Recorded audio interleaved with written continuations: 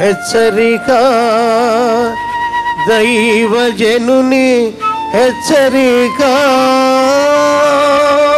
చాలామంది అడుగుతారు, మీరు యంగ్గా ఉంటారు ఏంటండి, మీరు ముసలోళ్ళు కదా, మీ తల ఎందుకు నల్లగా ఉంది, మీరేంటి మోకరిస్తారేంటి, మీకు అంత ఓపిక ఎక్కడి నుంచి వచ్చింది ఏంటండి? పెంటలో పెటారాల్లో తల పెట్టల, గప్పు తినలా, గోతులో పళ్ళ, ఫ్రెష్గా దేవునికి ఇచ్చా నా జీవితాన్ని దేవుడు కాపాడుతున్నాడండి. ఏంటంటే సాతాను ఎంగిల్ చేసేసాక, సాతాన్ని సారమంతా పీకేశాక, నీ బతుకంతా వేస్ట్ అయిపోయాక అప్పుడు దేవుడికి ఇచ్చి వాడుకో ప్రభువా, వాడుకో నాయనా అంటే ఏం వాడుకుంటాడు? నీ గొంతంతా గందరగోళం చేసుకున్నావు, నీ లంగ్స్ అన్నీ పొగదాగి పాడు చేసుకున్నావు, నీ అవయవాలన్నింటినీ సాతానికి వ్యభిచారానికి ఇచ్చేసావు. ఇంకేమైపోద్ది నీలో? సారం ఎట్లుంటుంది? అందుకే యవనస్తులు, నేను ఎక్కడికి వెళ్ళినా బతులాడుతున్నాను. యవనస్తులారా ఇదే మంచి సమయం. యవ్వన కాలంలో దేవునికి వచ్చేయండి మీ జీవితం. మీరు దీవించబడతారు, మీ ద్వారా వేల మంది దీవించబడతారు. మీరు బలంగా ఉంటారు, అనేక మందికి ఆశీర్వాదకరంగా ఉంటారు. నీ జీవితాన్ని పాడు చేసుకుంటే నీ తమ్ముళ్ళు చెల్లెలందరూ పాడైపోతారు. నేను మారాక మా తమ్ముళ్ళు చెల్లెలందరూ మారారు. మా ఇంటికి ఆశీర్వాదం వచ్చింది. డబ్బులు సంపాదించి మా నాన్నకి ఇవ్వలేదు నేను. మా నాన్న ఉత్తరం రాసేవాడు, నాయనా నువ్వు డబ్బులు నాకు అక్కర్లేదురా, నువ్వు సేవ చేస్తుంటే దేవుడు నీ తమ్ముళ్ళని చెల్లిని అందరినీ ఆశీర్వదిస్తున్నాడు. నాకు అనేక సంవత్సరాలు ఆగిపోయిన ప్రమోషన్స్ అన్నీ నాకు వచ్చాయి. నువ్వు దేవుని సేవలో నమ్మకంగా ముందుకు సాగు అని చెప్పగలిగాడు. ఈరోజు మన జీవితాల్లో చాలామంది మన బిడ్డలను దేవుని సేవ చేయడానికి దేవుడు పిలుస్తుంటే వద్దులే నాయన కష్టాలు ఉంటాయంట. సరే కష్టాలు ఉంటాయి, కష్టాలు లేకుండా లేవండి. సేవ అంటే సూటు బుట్టు వేసుకోవటం కాదు, దీని వెనకాల చాలా కష్టం ఉంది. ఇప్పుడు కూడా నేను ఎన్ని గంటలు పనిచేస్తాను తెలుసా? నాతో ఉన్నోళ్ళు చెప్తారు, మీకు కావాలి, నేను చెప్పుకోకూడదు డబ్బా అంటారు. ఏంటంటే ఎంత తక్కువ నిద్రపోతానో తెలుసా, ఎంత తక్కువ తింటానో తెలుసా, ఎన్ని పస్తులకైనా రెడీ, ఎంత కష్టంగానే రెడీ, చెమట గార్చడానికి రెడీ, కండలు కరిగ తీసుకోవడానికి రెడీ. ఎందుకంటే కష్టం ఎక్కడైనా ఉంటుంది, కానీ క్రీస్తు కొరకు పడిన కష్టంలో నూతన బలం ఉంది. యెహోవా కొరకు ఎదురు చూచువారు నూతన బలం పొందుతారు, రెస్టరేషన్ ఉంటున్నారు. కష్టం లేకుండా ఎవరైనా ఉద్యోగం చేస్తున్నారో చెప్పండి? ఇక్కడ జాలరి మీరు వేటకెళ్ళినప్పుడు కష్టపడకుండా చేపలు పట్టుకొని వస్తున్నారో చెప్పండి? మీరు వలేసి తీసినప్పుడు కష్టపడుకున్నారు. ఇక డాక్టర్ గారు ఉన్నారండి, డాక్టర్ గారు కదా అంటారు. ఆయన కష్టపడకుండా డాక్టర్ ఎట్ అవుతారు చెప్పండి? ఎంతమంది పేషెంట్స్ను ఎంతమంది ట్రీట్ చేయాలి? అబ్బబ్బో, వాళ్ళ పని ఎంత భయంకరంగా ఉంటుందో నాకు తెలుసు. ఎవరైనా కష్టపడాల్సిందే, ఎవరైనా ఇంట్లో కష్టపడాల్సిందే, బయట.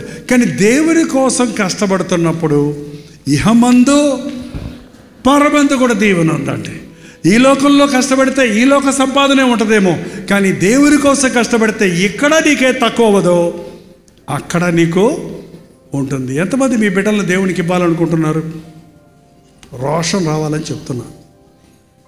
ఎంతమంది యవనస్తులు మిమ్మల్ని మీరు దేవునికి అప్పగించుకోవాలనుకుంటున్నారు? అంత ఈజీ కాదులేండి, చెయ్యి ఎత్తడం కూడా కష్టమే. అయినా ఒకళ్ళిద్దరు ఎత్తారు. నా దగ్గర చాలామంది పాస్టర్ గారు వాళ్ళ పుట్టినరోజు ప్లాన్ చేయరు అంటారు, ఇక్కడ చేయాలి అంటారు. నేను ఒకటే మాట అంటా, నా పుట్టినరోజు అన్న వాళ్ళు అందరితో ఒకటే మాట, ఎందుకు పుట్టావు? మొహం పెడతాడు. ఎందుకు పుట్టావు? అమ్మ నన్ను అడగమంటావా?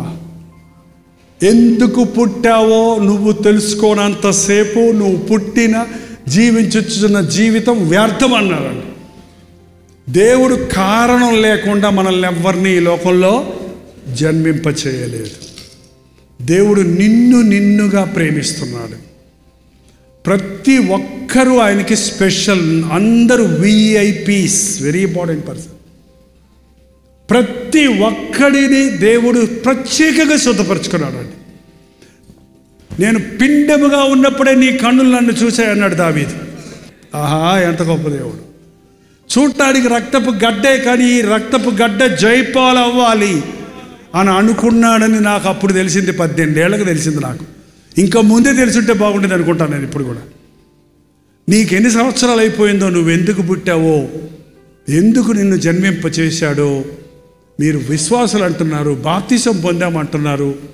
రక్షించబడిన తర్వాత మొట్టమొదట మీరు అడగవలసిన ప్రశ్న దేవునిని, దేవా నన్ను ఎందుకు పుట్టించావు? ఈరోజు ఇంటికి వెళ్ళి అడగండి దయచేసి. నన్ను ఎందుకు రక్షించుకున్నావు? ఇంకా గొప్ప విషయం ఏంటంటే పుట్టినోళ్ళు చాలామంది ఉన్నారు, రక్షించబడ్డోళ్ళు కొద్దిమంది ఉన్నాం. దేవుడు ప్రత్యేకంగా నిన్ను ప్రేమించాడు కాబట్టి నీకు దొరికాడు ఈ గొప్ప దేవుడు. నీ పక్కింటోళ్ళకి లేరు, నీ ఎదురింటోళ్ళకి లేరు. కొన్నిసార్లు అంటారు, మా ఇంట్లో నేను ఒక్కదాన్నే మారాను, నేను ఒక్కడనే మారాను. నిన్నుంటే అంత ప్రేమ ఆయనకి, అంత ప్రేమ. నీ ద్వారా నీ ఇంటి అంతటిని మార్చాలని దేవుడు ఎందుకు మనల్ని పుట్టింపజేశాడో వ్యక్తిగతంగా మీరు ఇళ్ళకి వెళ్ళి ప్రార్థన చేయండి. వాళ్ళ తెలుసుకోండి, దేవుడు చెబుతాడు. ప్రార్థన. పరిశుద్ధుడా, ప్రేమగల తండ్రి, ఒక్కసారి నీ బిడ్డలను చూడయ్యా. లోతైన రక్షణ అనుభవాన్ని నేను పొందాలి, దైవ ప్రత్యక్షతలు పొందాలని ఎవరెవరు ఏ ఆశతో చేలెత్తుతున్నారో వారిని ఒక్కసారి చూడయ్యా. ప్రార్థనలకు ఇచ్చేవాడా, ప్రార్థనలకు జవాబులిచ్చే ప్రభువా నీకు వందనములు. నామకార్థ క్రైస్తవులుగా, ఆచార భక్తులుగా కాక ఆత్మయందు తీవ్రత కలిగి ఆధ్యాత్మిక జీవితములలో వర్ధిల్లు వారిగా ఉండుటకు పరిశుద్ధాత్మతో మమ్మల్ని ఒక్కొక్కరిని అభిషేకించుము నాయన. నేను నా ఇంటి వారు యెహోవానే సేవించుదామన్న తీర్మానంతో ఇంకా గృహాలలో మారని వారు మారినట్లుగా ఈ రాత్రిని పరిశుద్ధాత్మ కార్యములు జరిగించుము నాయన. ప్రతి ఇంటిలో కుటుంబ ప్రార్థన, ఇంటి చుట్టూ దేవుని కంచె ఉంచి దురాత్మ శక్తుల నుండి తప్పించుము నాయన. నా ప్రభువు నన్ను ముట్టాడు, స్వస్థపరిచాడు, నన్ను విడిపించాడు, నాకు ఈ గొప్ప రక్షణ దొరికిందన్న తృప్తితో ఇక్కడ నుండి వెళ్ళుటకు సహాయం చేయండి.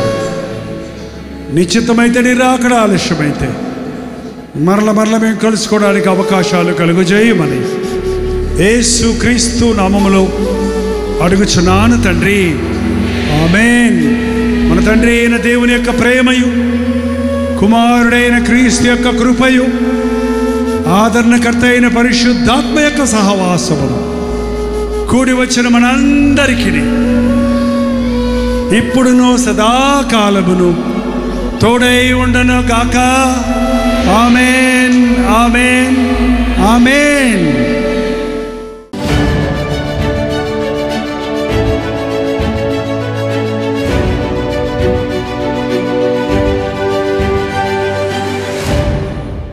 హల్లెలూయా. భీమవరం పరిసర ప్రాంతాల్లో ఉన్నవారికి శుభవార్త. ప్రభుచితమైతే జూలై 10వ తారీఖున భీమవరంలో 1 డే గెట్ టుగెదర్ ఏర్పాటు చేస్తున్నామని తెలియజేయడానికి సంతోషిస్తున్నాను. మధ్యాహ్నం 2 గంటల నుంచి 6 గంటల వరకు, మళ్ళీ 6 గంటల నుంచి 10 గంటల వరకు 2 సెషన్స్గా మన భీమవరం పట్టణంలో 1 డే గెట్ టుగెదర్ని ఏర్పాటు చేస్తున్నాం.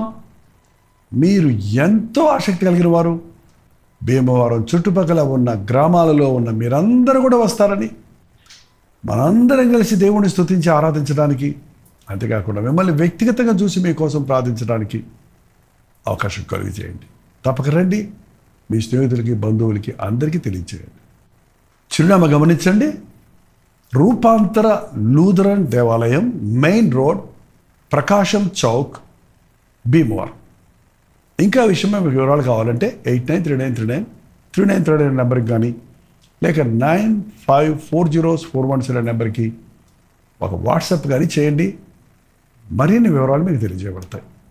తప్పకొస్తారు కదా, మీ స్నేహితుల్ని, బంధువుల్ని కూడా వెంట పెట్టుకొని రండి.